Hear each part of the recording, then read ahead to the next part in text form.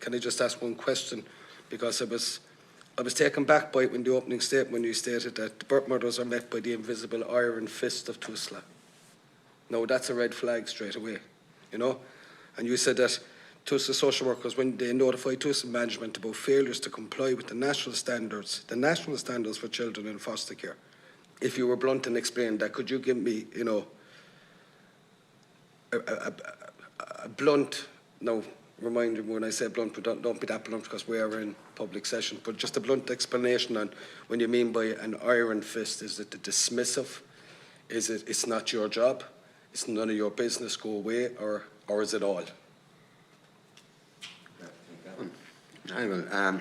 When we say an iron fist, we don't usually mean physical violence, although the physical taking of a child is an act of physical intervention. The iron fist is usually administrative in nature. I'll give you an example. I will do everything my best not to identify anybody in this. As a social care practitioner, a 17-year-old girl became pregnant in a service that I worked in. I attended a meeting one day where it was announced to us that the social work team had decided that this child, 6 months before the child was born, was going to go into care. What was read out next was a report that was completely falsified, that stated that this particular girl, whilst in our residential care, for 5 weeks did not take the child, this is later on at a second of our meeting, did not take the child to the hospital to be seen. And that was the reason that the absolute decision was then being made to take the child into care. That was a falsified report. It was ultimately, it would have been our duty to take that baby down to the hospital if the baby was sick, which the baby was not sick. I sat at a table with 5 other professionals who all knew that this was untrue, but kept nodding their head. And the reason was, it was a private company that we worked for. And they depended on the contracts and the checks from this social work team.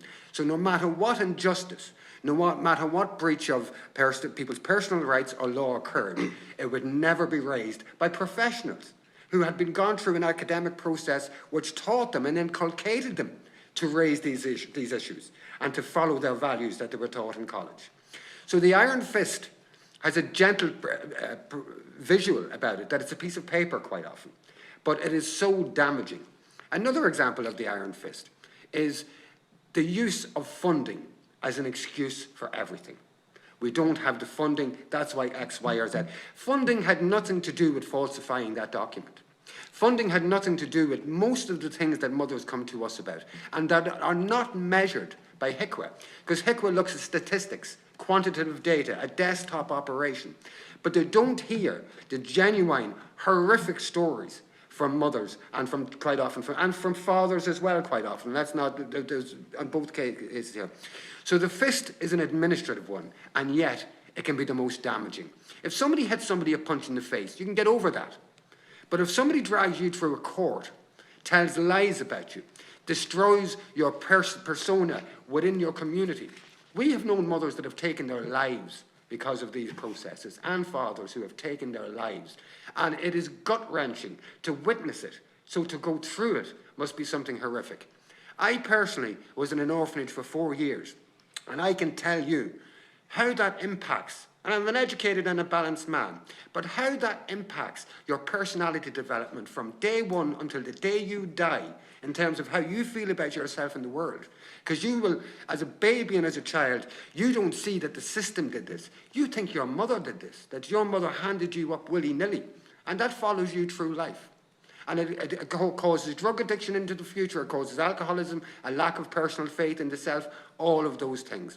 So the iron fist is not an actual usual fist of violence. It's administrative processes that are designed to oppress, so that the family becomes the problem. So many times working in social care, I've never once come across a case where we try to actually unify a family. Quite the opposite. And whenever a mother was coming down for access with her children, the eyes would be through, oh, we have to organise this again, like it's a problem. It's a problem. And that the families become the problem. And yet, so many times, what's not needed is €1 million for this child over 3 years. What's needed is a bit of human understanding, more than anything else. And just to be human beings and to try different things. I know one case of a man who's a friend of mine who's blind. And Tusla put on paper that he could not keep his child because he was blind. We eventually got private assessments done. And the assessors could not believe this man. This man could do everything with no eyes. He could change the baby, he could feed the baby, he could do everything. And they were shocked. But Tusla still were not happy. He put in a complaint 5 years ago. That complaint still isn't sorted out. In fact, that complaint is held against him. That's the problematic. It is cultural wide. You have two types of values. When I said espouse values. You have espouse values, which is what you read on paper, all the really lovely things. But then you have the real beliefs and values that happen on the ground in the place. And HICWA do not assess or collate the data from the real things that happen on the ground.